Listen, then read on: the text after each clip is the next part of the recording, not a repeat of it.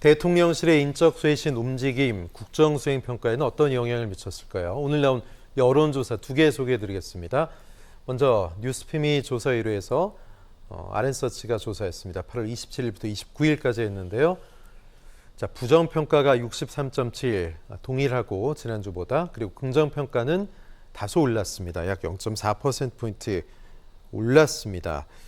자, 긍정평가와 부정평가 차이는 29.6%포인트 오차 범위 바뀌고요. 이제 조원 CNI 조사 결과를 보겠습니다. 여기는 좀 국정수행평가, 긍정평가가 많이 올랐습니다. 20%대 후반이었는데 34.1%까지 올라갔고 부정평가는 조금 떨어졌습니다. 약 4.2% 떨어졌네요.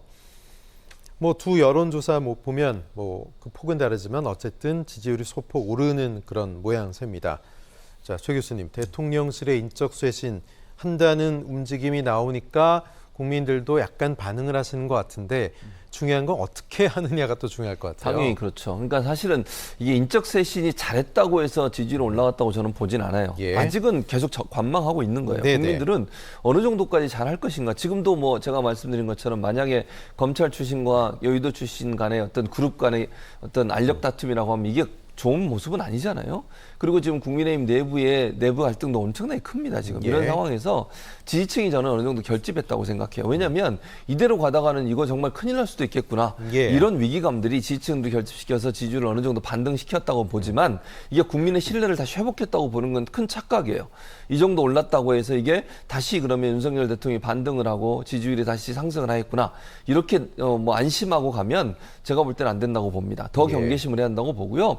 아마 이제 떠나갔던 지지층에서도 일부가 떠나갔던 마음들을 다시 되돌려서 어떻게 좀 윤석열 대통령이 잘할 수 있도록 좀 힘을 실어줘야 되겠구나. 이런 마음들이 모아졌다고 저는 보기 때문에 국민의 신뢰를 얻은 상황은 아니에요. 인적 쇄신도 아직은 완성된 게 아니고요. 진행 중이잖아요. 지금 어떤 방식으로 될지도 모르는 것이고 얼마나 잘하느냐에 따라서 지지율이 다시 반등할지 안 할지가 결정이 될 것이고 또 하나 국민의힘의 내부 상황이 어떻게 되느냐도 지지율에 영향을 또 미칠 가능성이 있습니다. 지금 갈등 요소가 전혀 해결이 안 되고 있는 상황이기 때문에 대통령의 역할, 윤핵관들의 역할, 또 윤핵관들이 이선 후퇴하느냐 안 하느냐 이런 여러 가지 문제들이 결국은 지지율에 영향을 미칠 것이기 때문에 이건 언제든지 반등하고 내려가고 왔다 갔다 할 가능성 충분히 있다고 보여집니다. 네, 추석 명절 민심에 어떤 영향을 줄지 좀 지켜봐야 되겠습니다.